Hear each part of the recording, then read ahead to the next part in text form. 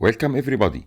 This video illustrates PVR, starting from what is the meaning of PVR, classification of PVR, and the management of PVR. PVR, proliferative vitreoretinopathy. What is the meaning of PVR? PVR means proliferating cells which proliferate inside the vitreous and in both sides of the retina. At first, this process is a protective process, limiting the progression to retinal detachment.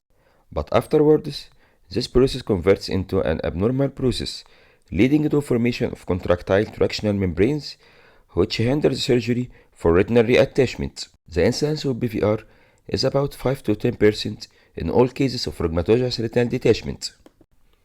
So what are the risk factors for PVR? Some factors are related to the breaks, so giant retinal tear or multiple retinal breaks lead to almost PVR. Some factors are related to the time of rheumatogenic retinal detachment, so patients with chronic retinal detachment, especially lower retinal detachment, leads to formation of PVR and gives the time for PVR. Some factors are related to the age, so in pediatric age group, the incidence of PVR is relatively high. Also, there are factors related to the associated factors with retinal detachment, like choroidal detachment and uveitis associated with rheumatogenic retinal detachment. Of course, patients with multiple operations and multiple vitrectomies or multiple surgeries for retinal detachment have also a high incidence of PVR. This first video illustrates the start of innocent PVR. So, this patient was diagnosed as just an idiopathic epiretinal membrane, and after epiretinal membrane removal and while shaving, this horseshoe retinal break was discovered. So, this break didn't progress to retinal detachment, being limited with a barrier of proliferating RBE cells. So, PVR in this case helped so much to limit the progression to retinal detachment. So, what is the classification of PVR? The Retinal Society update classification of PVR on 1991 classified PVR into 4 grades. At first, grade A, where there is vitreous haze and pigment clumps, especially on the inferior retina.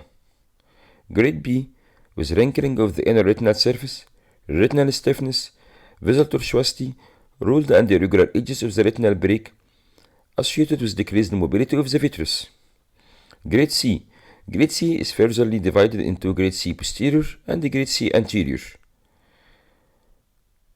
Of both divisions, this is expressed in clock hours, starting from 1 clock hour to 12 clock hours. Grade C posterior has 3 types. The first type is focal 1, where there is just a star fault at the posterior retina. The second type is diffuse 1, where there are multiple star folds, leading to obscuration of the visualization of the optic disc. The third type is subretinal 1. The subretinal has 2 shapes.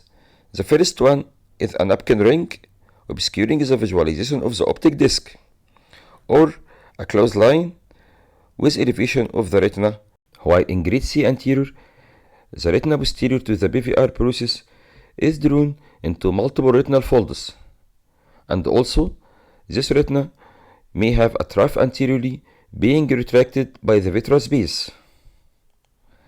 There may be traction on the ciliary process, leading to ciliary body shutdown and hypotony. Every type of grade C PVR will be illustrated in the next videos separately. As we see in this video, there is a single star fold in the posterior retina, so the grade of PVR is grade C posterior PVR focal type. In this second video, as we see, there are multiple star folds around the optic disc posteriorly, obscuring the visualization of the optic disc. So, this is a stage C posterior PVR diffuse type. After start of removal of PVR posteriorly and then injection of perfluorocarbon liquid to flatten the retina, and the completion of removal of membranes until reaching the peripheral retina, where there is insertion of the vitreous base, stopping at this point. course, staining of the eye limb and peeling of the eye limb in these cases helps to eliminate every element of PVR posteriorly to be sure that everything is removed. In this video, as we see, there are multiple subretinal bands located in the inferior retina. So, this is grade C posterior subretinal type. As we mentioned before, subretinal type is further divided into two types: a napkin ring and a clothesline subretinal bands. So this is the second type, which is clothesline. This type of subretinal bands can be removed in two ways. The first one is to make a 180 retinotomy and then eversion of the retina and removing these subretinal bands under complete visualization. Another method to remove such type of subretinal bands is to make a discermy and a single retinotomy in the site of the subretinal band, and then using the serrated forceps to grasp the subretinal band and making a tangential traction until complete removal of the subretinal band. As we see in this video, there is a large subretinal band which is surrounding the optic disc and obscuring the visualization of this optic disc. So, the stage of PVR is grade C posterior subretinal. Now, the type of this subretinal band is what is called the napkin ring. Using both hands to remove this large type of napkin ring. In the case of advanced PVR with intrinsic retinal shortening and contraction, so there is a need to fashion a retinotomy. Retinotomy can be fashioned in two forms. The first form is circumferential one, and the second form is to make a radial cuts. As we see in this video, both forms of retinotomy were done where there is a 180 retinotomy to make a circumferential relaxation, and there are also multiple radial cuts to make a relaxation posteriorly. In grade C anterior PVR, as we see in this photo, the posterior retina is folded into multiple folds and may be rotated anteriorly by the traction of the vitreous base. Also, the vitreous base is converted into a shape of a trough with a centripetal contraction. As we see in this video, this is a stage C anterior PVR. At first, cutting this trough of anterior PVR